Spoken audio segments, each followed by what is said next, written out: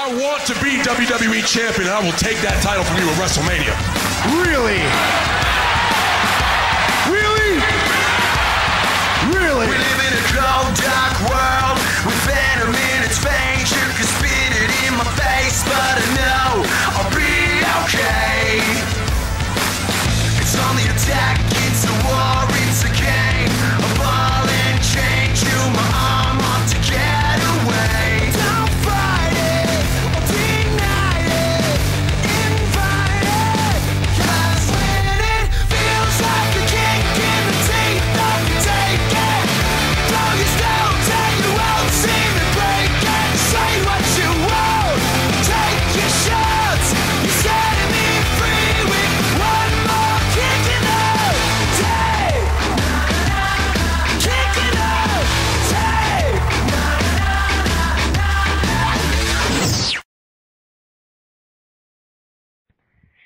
Hello everybody and welcome to the Lowdown. This is your Survivor Series Roundup. I am one of your hosts, Adam. Joined And I am the other host, Aaron.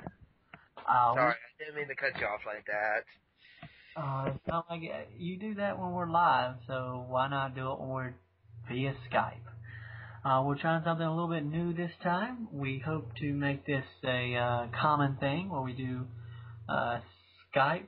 Aaron and I will Skype, and then we'll upload it to YouTube for your viewing pleasure.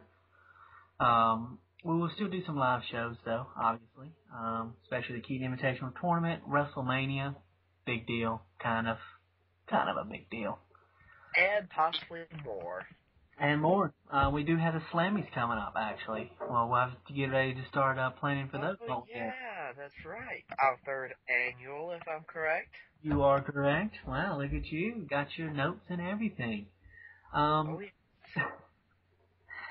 Today's show will be a little bit different. As I've told you in the past, we're trying some new things, so just bear with us. We'll continue to kind of change things around until we get the Lowdown just the way we want it.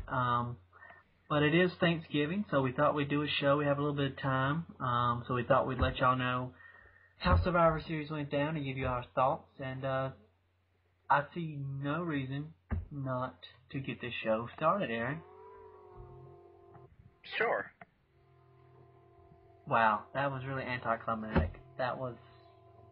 Wow. Just... Hey, I don't have the turkey hangover yet, okay? I want to be honest with you. I'm a little bit sleepy right now. I am a little Well, bit... we only had, 2 hours of technical issues here? Well, that's true, but I had to listen to you doing that too, so I kind of got bored. Aw, really? I apologize. Happy Thanksgiving. Thank you.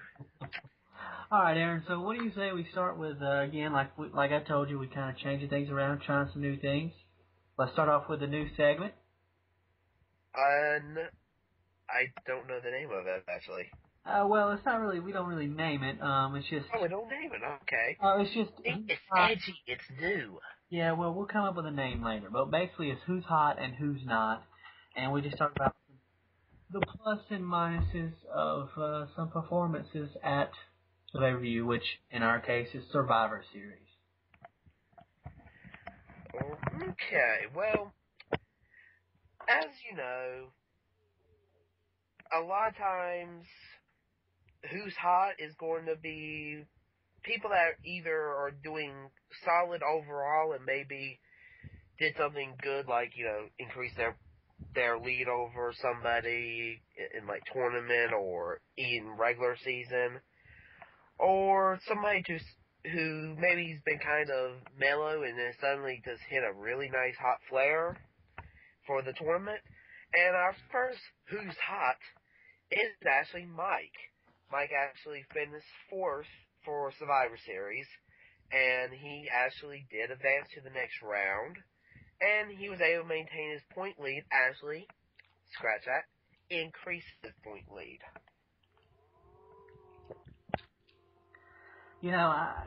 I've got to be honest with you, Aaron. I'm a bit worried about a repeat for this year's championship. Well, Mike did have a rough start this year, if I remember correctly. A rougher start. Yeah, he did. And I think, and then Brent had, I think it was like 5 or so reviews. Brent was just hanging on to the lead. And then at Vengeance, Mike took the lead, and I don't know, he's starting to worry me. I mean, he advanced, round 3 of the tournament. I think, honestly, the tournament this year may be the deciding factor for it in the long run. I wish I could disagree, but I can't. And especially with, and we'll talk about this a little bit more later when we do tournament talk. But especially with some other championship contenders competing in the tournament. Right. Yeah. And I think the one thing you also should note is, like, this year has really been tight. Very similar to last year, where it was just a tight race all the way through. And again, what kind of helped change the pace of it for the past 2 years has been the tournament. I agree.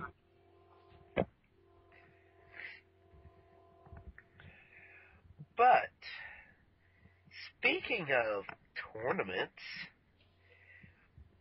our other Who's Hot for the day, or pay-per-view, we'll go with pay-per-view, I like that better, is actually Jacob.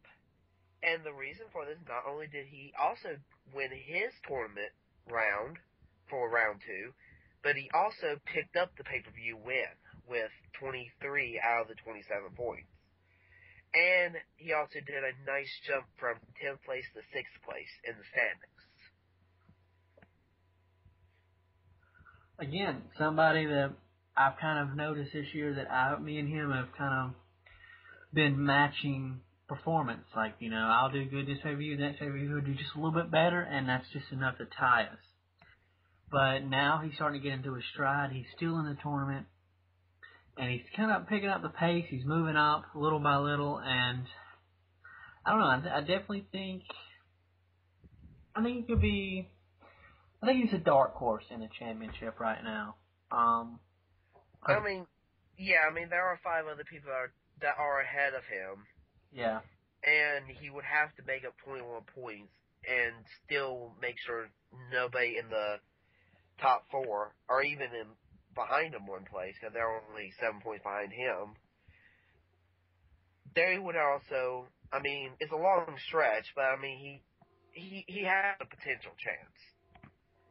And because we've had people just fall back like major leaps and bounds in points. And then we've had some pay-per-views where one of the people we are probably talking about later on has just skyrocketed and is just passing people like they're feathers. Feathers, is that what you went with? Feathers? I was trying to think of something easy, but I was going to go to NASCAR reference, but I overshot it there. Yeah. I overshot the potential. You did. And what definitely is in Jacob's favor is the tournament. Again. He's in the tournament. By all means, yeah, this tournament is really where it's going to be helpful. And he can get, because only one person is going to get a total of 14 points. And that would be, even if Darlene or Brian or Mike, even if they were to finish, second to him, he still gets 4 points on him, right? Or is it 5? 5 points, I believe. Yeah, he gets at least 5 extra points on them. And, who knows where he's going to be at WrestleMania in terms of points. And we are starting into the rough patch of the year, in my personal opinion, where literally things start shaking up really heavy. Especially with TLC, Royal Rumble, Elimination Chamber, which helps sets up WrestleMania. Literally, the last three definitely help set up pay-per-view, and TLC's since it's been introduced, has been a really hard pay-per-view to pick overall, because it's all specialty matches. And literally, if you blow one match there, it literally can set you back 3-5 spots if you're not careful. Exactly. So, I mean, and not to discount the rest of the year, because, trust me, when we had Fatal 4-Way, that was a nightmare. Money in the Bank is a nightmare pay-per-view to logistically pick. But now we're starting into the home stretch, and this is where it begins.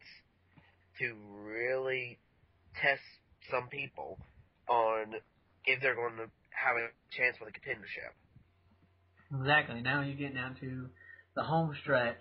Now's the time to start racking up the points. Like you were talking about, TLC is one of the best chances you have at gaining points.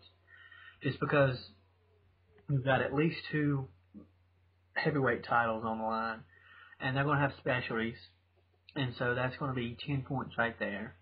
And then it's very possible you'll have some middle card titles on the line with some type of specialty. So that'll be, at least 8. So those are really good times to gain points on people, but at the same time, even if there's only 6 matches, say 2 main titles, 2 lower titles, and 2 just regular matches, I mean, you are talking already, almost 40 points right there? Yeah, and Survivor Series, over 40, I think. Yeah, and Survivor Series is 27 points. So yeah, there. I mean, this is a really, as they would say, money pay-per-view to get points at. Exactly. And while we're talking about needing points, let's go ahead and start talking about who's not. All right. And these 2 guys that we chose this pay-per-view really do need to take advantage of TLC and all the points that it offers. And one guy has actually proven to do that so far this season. Brandon and Ruben both missed I think it's both of their second pay-per-views this season. Ruben drops from 6th to 12th in points, and Brandon, who also, bless his heart, has not had the best season to begin with, but he missed his second pay-per-view. And so these guys are not hot right now.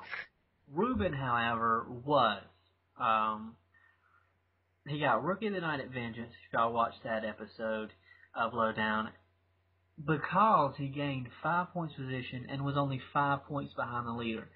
That's after missing the pay-per-view and then getting 0 points at the pay-per-view right after, and then going to Vengeance.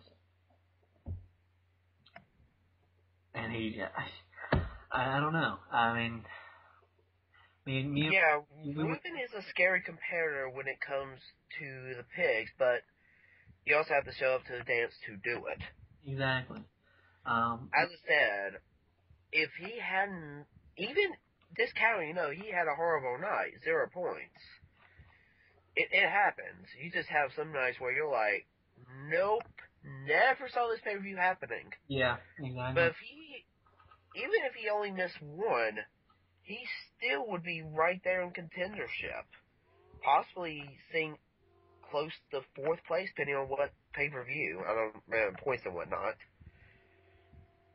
I mean, really can be a strong contender. But missing the pay-per-view kind of hurts. Yeah, I mean, looking at the stats, okay, he went from Capital Punishment, he had 22 out of the 26 points possible. Then Money in the Bank and SummerSlam, he got 0 points. He missed, I think, Money in the Bank and SummerSlam. He just didn't get any right. I think that's how that went. And then Night of Champions, he got 14. Hell in a Cell, he put up 22 and 26. And that's 26 was out of 28 possible points. So he just missed that by 2. it's disappointing to see something like that happening when somebody who's having such a great season, and like me and Aaron were talking about before we did Lowdown, someone who was a legitimate contender for the championship. Mm-hmm. Yeah, literally in this case, yeah. And it all goes downhill because you miss some pay-per-views. And the same with Brandon. I think he missed Hell in a Cell, and he's usually one of our. I mean, he's a veteran. He's been in here since day one, and for him to miss, it's kind of sad. But again, like Aaron said, to dance, you got to actually show up. So, what are you gonna do? What are you gonna do? Lesson here, kids. Don't miss the pay-per-view. Or school. Or school. Don't miss school. No, don't do that, no. Unless you're sick, But, hey. Alright, so. Shall we segue? But, yeah, overall, I mean, just do a quick wrap-up of everybody else. Everybody else either did okay or mediocre. There was a few matches that were really surprising, I think, in the long run. Yeah. I honestly, I think the biggest one was probably the CM Punk match. I think that threw most people off, if I remember correctly. Yeah, I would have to say, yeah, I would agree. Yeah. A lot of people went with Del Rio, yeah.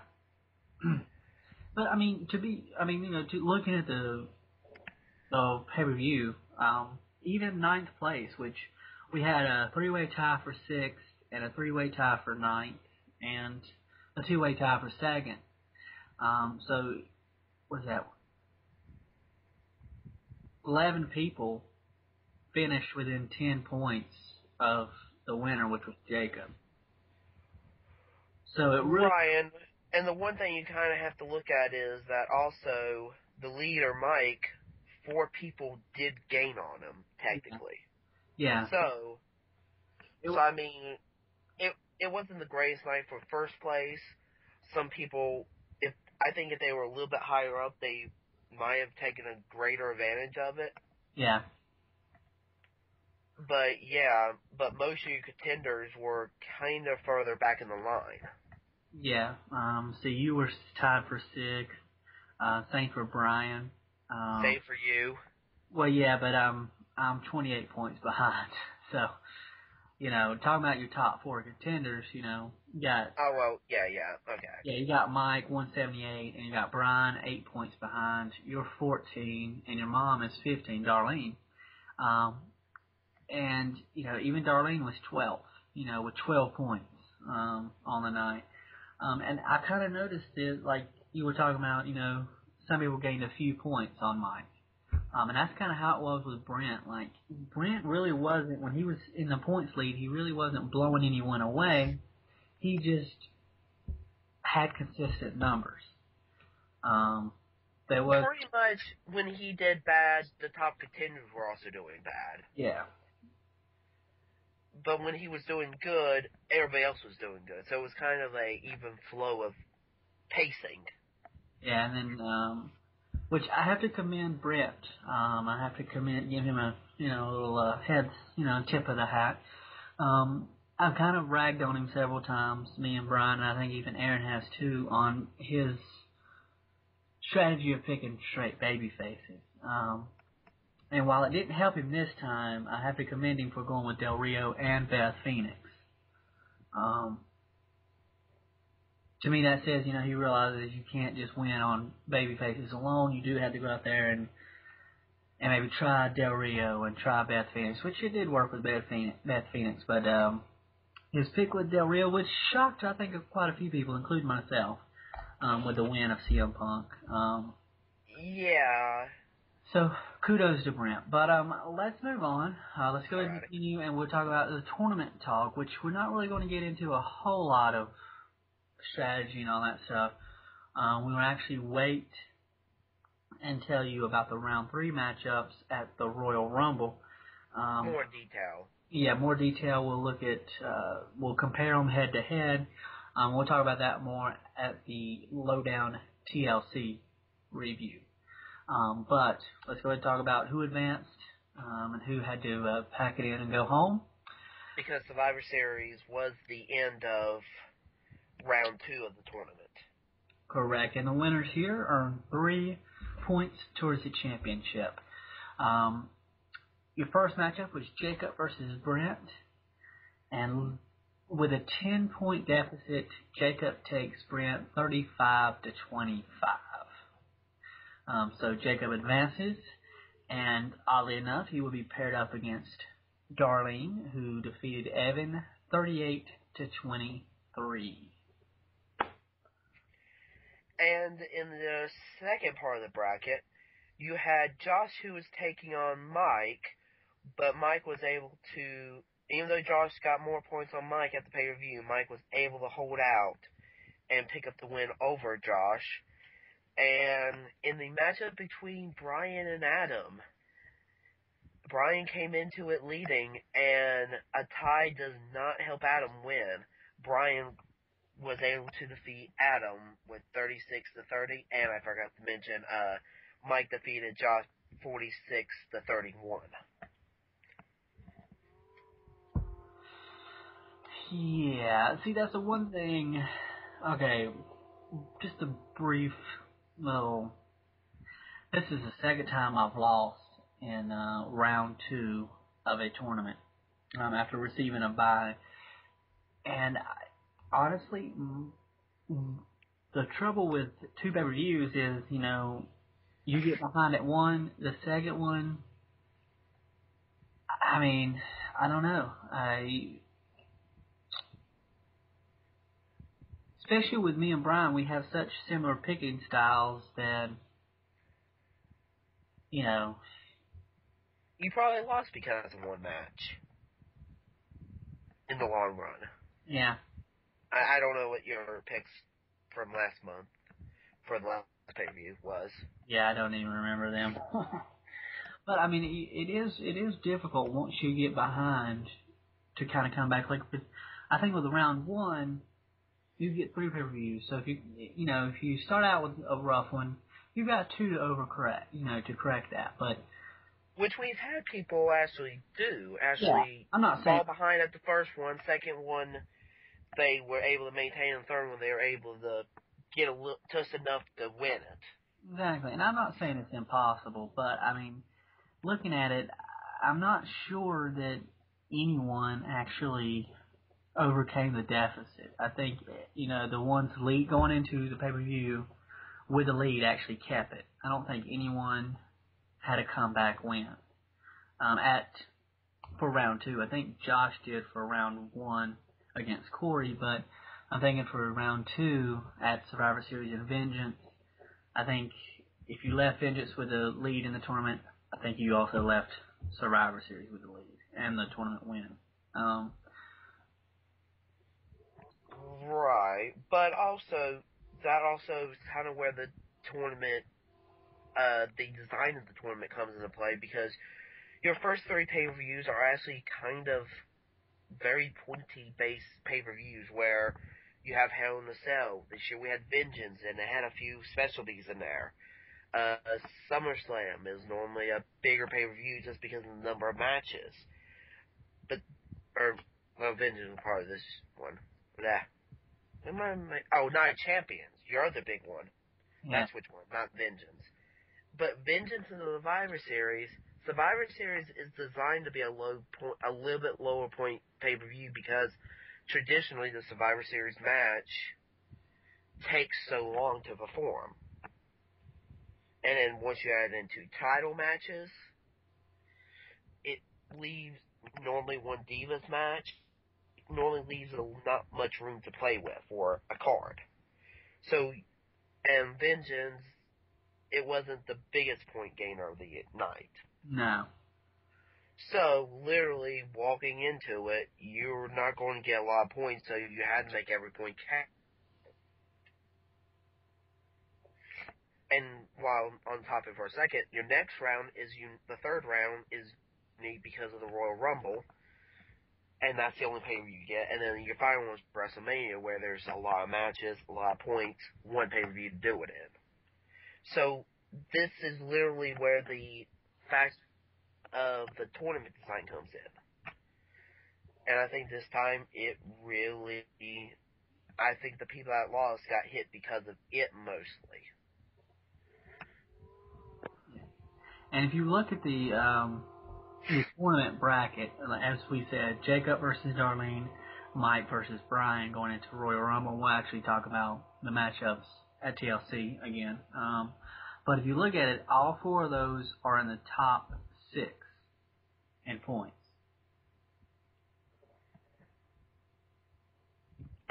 Right now, yeah, exactly. And that's 21 points behind Mike. So I think this time the performers really, those who have started performing strongly, really shining through right now. Right, the only person that was like higher ranked that got beat out was Brent, and he was leading by 1 point, so Brent and Jacob were just about equal going into it. Yeah. So, I mean, it's a really tight tournament. And we'll have to wait till Royal Rumble to see who goes to the main event at WrestleMania and becomes tournament champion. Exactly. Time will tell. All right, well, I think now we're just going to take care of some this little housekeeping stuff. Do you want to say anything else about TLC, Aaron, or you want to? Pretty much I believe that TLC is going to be a really important pay-per-view for points. And I think it will help set the final run for WrestleMania on possible contenders. I agree. I think TLC is probably going to be your best shot. Elimination Chamber, you'll have the 2 probably. I think they'll do. Do they do 2 Elimination Chambers still, or did they change it? I believe they do 2 because of 2 championships. So you'll have 20 points there, but typically the other matches suffer because of that. So you won't. I think TLC is going to be your best. Now Royal Rumble, you do have the Rumble match, and if you predict that right. That is what, 8 points now, or is it 4? I think it got bumped up. Yeah, well, it's 7. Yeah, I was going to say, I thought it was 7 for some 7, reason. because it's a specialty, and it also has a special occasion where the winner is #1 contender at WrestleMania. So if you get 7 points, pretty good. And typically you have a few people who get the Rumble. Typically. There's been times where we have 1 person. There have been other times where we had 4 or 5. And plus it really depends. Like, excuse me. If Mike doesn't win it, who's sitting in first place, but Brian picks it up, or even pretty much any of your top 4 right now, or, 4, they're in the contendership majorly. Yeah. And pretty much one other match, they can be tying or surpassing. So, I mean, Royal Rumble is that one match is very crucial for the picks. Because it's one of the few matches of the year where literally it's just about crapshoot on who's going to win it. Word, dog. Okay, sorry. My apologies. Alright, so, next up, okay. If anyone made their picks online, you may have seen in the match card, I asked if there was any suggestions, or, if you had any suggestions, comments, concerns, and some felt that the tournament was a bit confusing, and maybe needed more explaining, and I could definitely see where that would be a problem, especially for the newcomers. So we will soon be doing a video that we'll put up on YouTube explaining the tournament in length. And we'll break it down for you round by round, point by point. So look for that soon. Because again, the tournament can be a bit of a beast. So we'll be doing that. We'll probably we may also do a video for the actual, just our points in general for the season as well. But we'll definitely take care of the tournament and try to get everyone to understand how that works, so you'll be a little more interested in it and invested in it and care about the outcome. Because as we said, that definitely can impact the championship. And I think you're already starting to see the results of what this tournament can really do for your points. Exactly. So, alright, again, Aaron, unless you've got anything. Well, we got missing hot dogs. Alright, well, I do hope y'all find y'all's missing hot dogs. But I think that is it. Again, thanks for watching the show, Lowdown for Survivor Series. We will be trying new things, and trying new styles and... Sorry. Okay. Leading the way of new cutting-edge broadcasting technology type stuff. Yes, we'll be trying new things and different things. We're trying new formats. You know, what we really want to do, at least what I want to do, is bring you more of our opinions and more stats and, you know, more information. More in-depth. Yeah, in the past we just told you who's first, second, third, who advanced in the tournament, and that's pretty much it. And y'all can all find that on our website, which is wix.com/10count homepage. Which has a new format. Which is looking to, and I think it's a little bit easier on the eyes, but that's just me. But you can all find that information on there. We would like to give you stats that maybe you have to look for, or, you know, you have to look to find, or maybe that you just couldn't find, and our opinions and analysis. And, you know, we've been doing this for 8 seasons, you know. We kind of, you know, we like to think we know what we're talking about, so we want to do that more. And of course, we'll welcome your feedback, except for Aaron. We welcome your feedback. So just stick with us, and we'll try to keep you entertained and informed. Until next time. I'm Aaron. You ready, Aaron? I think so. It's kind of weird not doing it in person. You know, you got the visual cues there. I know. Okay, ready? Until next time, keep the lowdown on the down. Sorry, you blinked out right as it began. I was like, oh no, I forgot when it started. Alright, we're going to perfect this, guys. We are so going to perfect this. We're going to try this one more time. Alright, ready? Alright, this never happened. It never happened. Alrighty, you ready? Okay, let's do this. Until next time, keep the lowdown on the down low. Did you do it? Yes. Okay, I didn't hear you, but hopefully they heard you. Alright, well... Just have 2 major bloopers, 3 if you have the technical issues at the beginning. That's true. But alright guys, thanks for watching, or listening as I should say.